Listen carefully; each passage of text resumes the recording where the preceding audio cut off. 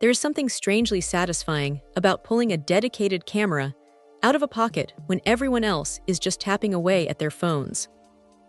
This little Panasonic Lumix might look like a relic from a different era, but it has a specific kind of charm that modern smartphones just cannot replicate. The star of the show here is that 16x optical zoom. It is honestly impressive how much reach is packed into such a compact frame.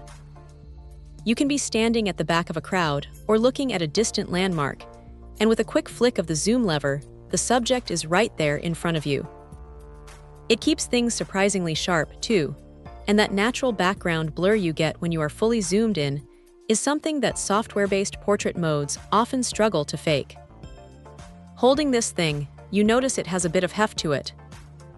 It feels solid, not like one of those cheap plastic toys that might snap if you drop it.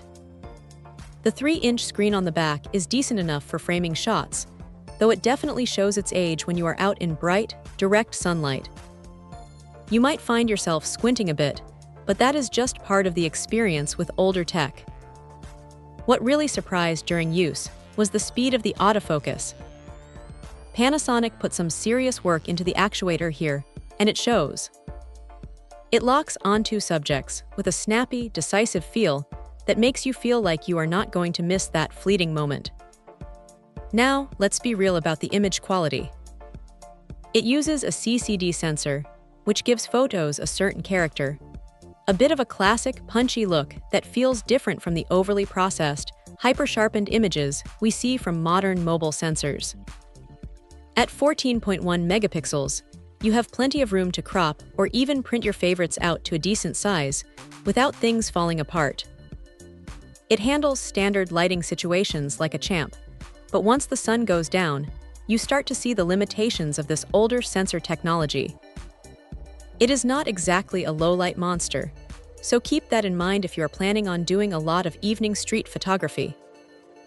The menu system is straightforward, which is a relief. There is no digging through endless submenus just to change the ISO or adjust the metering. It is all right there, easy to navigate, and feels very intentional. One thing to keep in mind is that it is strictly a JPEG shooter. If you are the type of person who loves spending hours tweaking raw files in post-production, this might feel a bit restrictive. But for someone who wants to snap a photo, have it look good right out of the camera, and move on, it is actually quite liberating. It is not perfect, of course. The battery life is fine for a day of casual shooting, but you will definitely want a spare if you're heading out on a long trip. And while the optical image stabilization does a great job of keeping your shot steady at that long 16x zoom, you still need a relatively steady hand to get the best results. It is a specialized tool in a world of generalists. If you want something that offers a massive zoom range in a package that fits in a jacket pocket, this is a fun, capable little machine that still holds its own. It is not trying to be a professional DSLR, and it does not need to be. It is just a solid, reliable camera that makes photography feel a little more tactile and a lot more fun. Check out the video description for updated price. And thank you for watching this video.